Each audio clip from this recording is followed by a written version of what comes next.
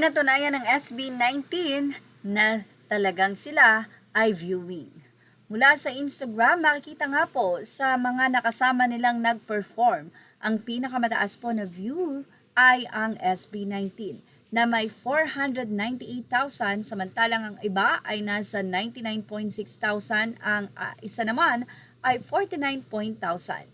Halos kalahating milyon ang nasabing views ng SB19 sa Instagram.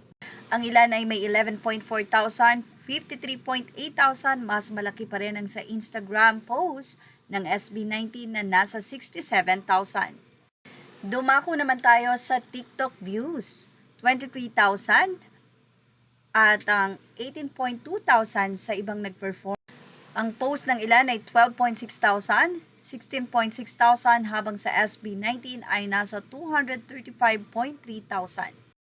Ito po ay post ng Lollapalooza sa kanilang Instagram at TikTok. Mapapansin po na sa lahat po ng kanilang post, tanging sa SB19 ang napakataas lamang ng views na umaabot sa 100,000, 160,000, 531,300 at 317,800. Dito mo makikita na grabe po ang nag-aabang at tanging tila sa SB19 lamang po interesado ang mga nanonood sa Instagram at sa TikTok ng Lollapalooza. Samantala, ibinahagi ng isang page ang nasabi nga pong crowd or sa iba't ibang panig ng mundo na nag-abang sa performance ng SB19 dito po sa Lollapalooza na naganap nga po ngayong July 30 at sa ibang bansa po ay July 31, 2026.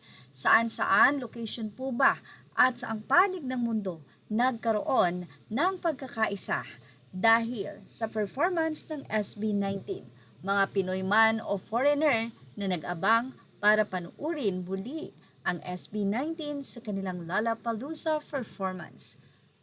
So dito nga makikita nyo ang Asia, sumunod ay ang Middle East at sumunod naman po ang Europe. And next, pati na rin po sa North America. Wow, grabe na po talaga. Meron pa dahil ito nga po yung sa Chicago, USA.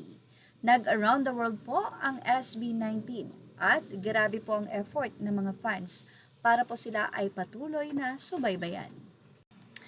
Images are all credit to the rightful owners. Thank you for watching.